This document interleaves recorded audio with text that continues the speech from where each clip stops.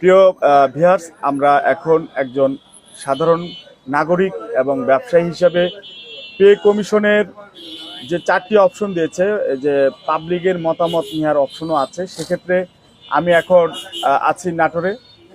নাটোরের একজন সফল ব্যবসায়ী জনাব সাগর মিয়া, সাগর ট্রেডার্সের স্বত্বাধিকারী। আমরা তার কাছে শুনবো যে আজকে সরকারি চাকরিজীবীদের বেতন ভাতা দিয়ে নিয়ে যে আলোচনা চলছে, 4টি প্রশ্নের একটি প্রশ্ন হলো পাবলিকের মতামত দেওয়া হবে পে কমিশনে। সেক্ষেত্রে আমরা আজকে নাটোরের বিশিষ্ট ব্যবসায়ী সাগর আহমেদের কাছে জানতে চাই। জনাব সাগর আহমেদ, আপনাকে অসংখ্য ধন্যবাদ গভর্নমেন্ট এমপ্লয় আপডেট নিউজের পক্ষ থেকে। আপনার কাছে আমরা জানতে চাবো যে আমাদের পে কমিশনের 4টি অপশন রেখেছে: সরকারি চাকরিজীবীদের মতামত, বেসরকারি চাকরিজীবীদের মতামত এবং পাবলিকের মতামত। সেক্ষেত্রে আপনি বলবেন কি যে সরকারি চাকরিজীবীদের যদি বেতন ভাতা বাড়ানো হয়, সেক্ষেত্রে আপনার এটা নিয়ে আপনার মন্তব্য কি? ধন্যবাদ ধন্যবাদ আশরাফুল ভাই, আপনাকে আমার সাক্ষাৎকার নেওয়ার জন্য। আসলে সরকারি চাকরিজীবীদের বেতন অবশ্যই বাড়ানো উচিত, কারণ অনেকগুলো আছে। যেরকম আমার অনেক বন্ধু বান্ধব চাকরি করে সরকারি। আমরা আগে মনে করতাম সরকারি চাকরিজীবী মানে সোনার হরিণ। যেরকম আমরা ব্যবসায়ী, ক্ষুদ্র ব্যবসায়ী হিসেবে অনেকের মেয়ে আমাদের কাছে বিয়ে দিতে যেত না, সরকারি চাকরিজীবী দেখতো যে সরকারি চাকরিজীবী মানে সোনার হরিণ। এখন আমার অনেক বন্ধু বান্ধব, বড় ভাই কাছের সরকারি চাকরি করে, মাস শেষে তাদের সংসারে নিয়ে টানাটানি আসে ধান নিতে। অনেকে ধান নিয়ে আজ পর্যন্ত ফেরতই দিতে পারেনি, আমার সামনেও আসে না, দুধে দুধে ঘোরাঘুরি করে। অনেক বন্ধু বান্ধব আছে, দোস্ত আজকে 25 তারিখ, আজকে 27 তারিখ, মাসের শেষ, কিছু টাকার দরকার, তাহলে তো অবশ্যই বেতন বাড়ানো উচিত। আমরা যে কোনো কিছু সুযোগ সুবিধা গ্রহণ করি কিসের থেকে? সরকারি চাকরিজীবীদের মাধ্যমে। একটা মন্ত্রণালয়ে বসে থাকে সরকারি চাকরিজীবী, আমরা তো যাই না। দেশের সুযোগ সুবিধা, দেশ নিয়ে ভাবা, আমাদের নিয়ে ভাবা সরকারি চাকরিজীবীদেরই তো কর্ম। তো এনার বাসায় যদি চাউল ডাউল না থাকে, এনার বাচ্চার যদি টিউশন খরচের টাকাটা ওনার পকেটে না থাকে, তাহলে উনি পরিবার নিয়ে চিন্তা করবে, ভাববে না দেশ নিয়ে ভাববে? দেশ নিয়ে, জনগণ নিয়ে ভাবতে হলে তো তার বাসায় চাউল ডাল, খোরাক, তার বাচ্চার পড়ালেখা, টিউশনের খরচ, এটা তার মজুদ থাকতে হবে, কারণ তার তো ইনকাম নেই। আমাদের ব্যবসায়ী, আমাদের চাইলে 3টা 4টা 5টা ব্যবসা করতে পারি, কিন্তু সরকারি চাকরিজীবী চাইলে তো 2টা চাকরি করতে পারে না। তার কর্মজীবনে একটাই উপায়, চাকরি। তো ওইটার উপরে নির্ভরশীল।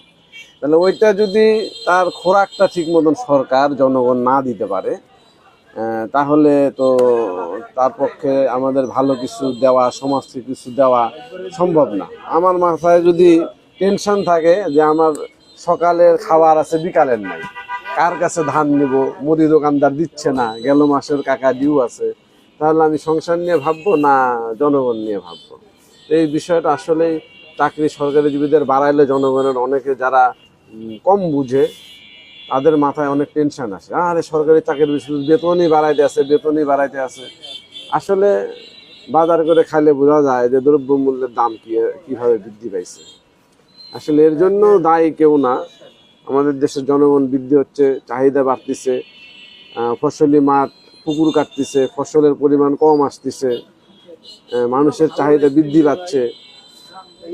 এইসব ক্ষেত্র হিসাব করলে আসলে জিনিসের দাম বাড়বেই, দিন দিন কমবে না। আর আপনি তো জানেন 10 বছর ধরে সরকারি চাকরিজীবীদের বেতন বাড়ানো হচ্ছে না।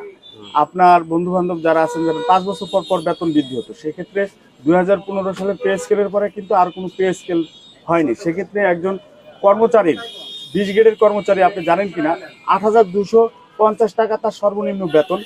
একজন ঢাকায় যে বাস করে, তার 8,250 টাকা সর্বসাকুল্যে বাসা ভাড়া, চিকিৎসা ভাতা নিয়ে তার 16,000 টাকা। আপনি বলেন, আপনি তো ঢাকা যান, ঢাকায় থাকেন, মাঝে মধ্যে আপনার আত্মীয় স্বজন আছে, এই 16,000 টাকা, 17,000 টাকা দিয়ে একজন কর্মচারী ঢাকায় কিভাবে চলবে বলেন?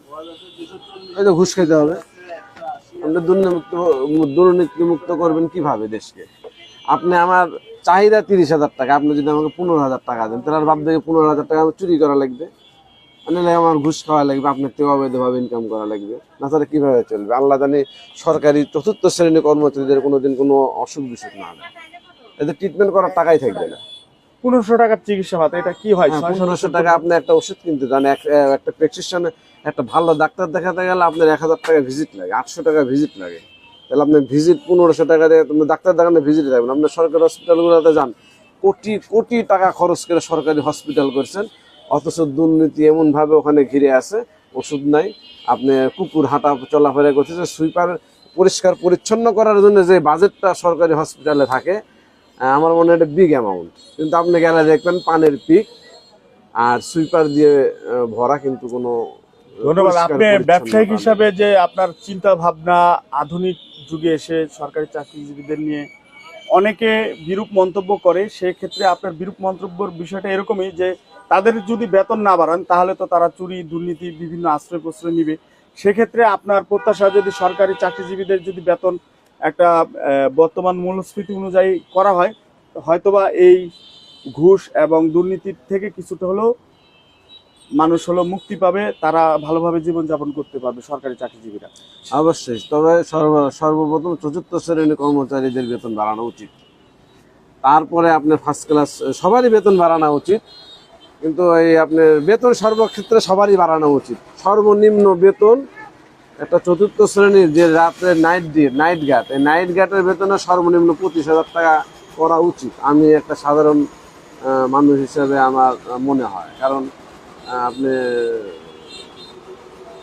আপনি হোটেলে একবেলা খান, একদিন খান, তাহলে আপনি বুঝতে পারবেন যে পার ডে কত টাকা একজনের খাদ্য। ধন্যবাদ ভাই, আপনি অসংখ্য ধন্যবাদ। গভর্নমেন্ট এমপ্লয় আপডেট নিউজের পক্ষ থেকে এতক্ষণ আমাদের সাথে যুক্ত ছিলেন নাটোর শহরের বিশিষ্ট ব্যবসায়ী সাগর ট্রেডার্সের স্বত্বাধিকারী জনাব মোহাম্মদ সাগর মিয়া। সুন্দর পাবলিকের মতামতের অংশ হিসাবে আজকে আমরা নাটোরের এই ক্ষুদ্র ব্যবসায়ীর হিসেবে আস্তে আস্তে তিনি একজন বড় ব্যবসায়ী হিসেবে সফলতা অর্জন করেছেন ইতিমধ্যে। আমরা তার উত্তর মঙ্গল কামনা করি। সুন্দর বক্তব্য উপস্থাপন করার জন্য অসংখ্য ধন্যবাদ আপনাকে। আপনাকেও ধন্যবাদ। আসসালামু আলাইকুম।